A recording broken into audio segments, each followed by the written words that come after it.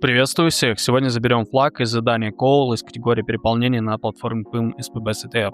Скачиваем файл, прикрепленный к заданию, и делаем его исполняемым командой ChangeMod плюс X.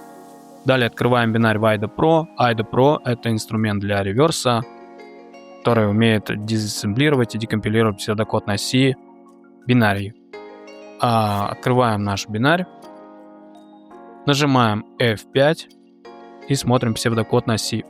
В коде сразу видим сообщение, где нам явно дают понять, что флаг можно получить, перепрыгнув в другую функцию. Смотрим список функций, находим ESPrintFlag, переходим в нее, а затем в OffuScatePrintFlag. Функция OffuScatePrintFlag — это по сути интерпретатор байт-кода, то есть мини-процессор, реализован внутри программы. Здесь происходит инициализация, v7 переменная — это stack-pointer.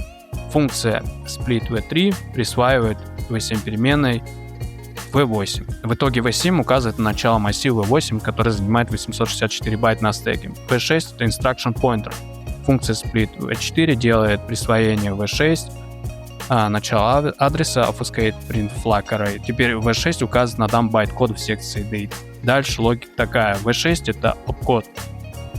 v6 плюс 1 — это переход к операндам, выполняются инструкции и цикл повторяется. Также внутри интерпретатора вызывается printf, а управление инструкциями идет через switch. Наша задача — вызвать эту функцию напрямую, то есть перепрыгнуть в нее.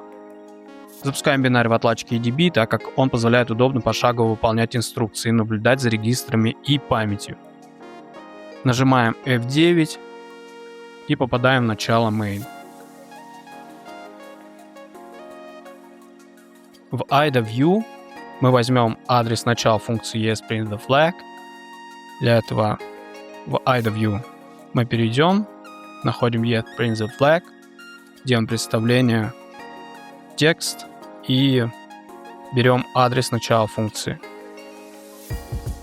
В EDB нажимаем Ctrl плюс G, Go to Expression и вводим адрес. Далее нажимаем Ctrl плюс звездочка, устанавливаем instruction pointer на эту инструкцию.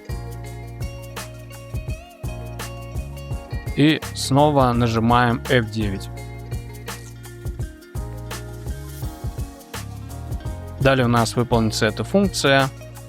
И если мы посмотрим в консоли, мы получаем флаг. Копируем флаг и вставляем его в поле для ответа. Задание выполнено. Спасибо за просмотр. Не забывайте подписаться и поставить лайк, если видео было интересно.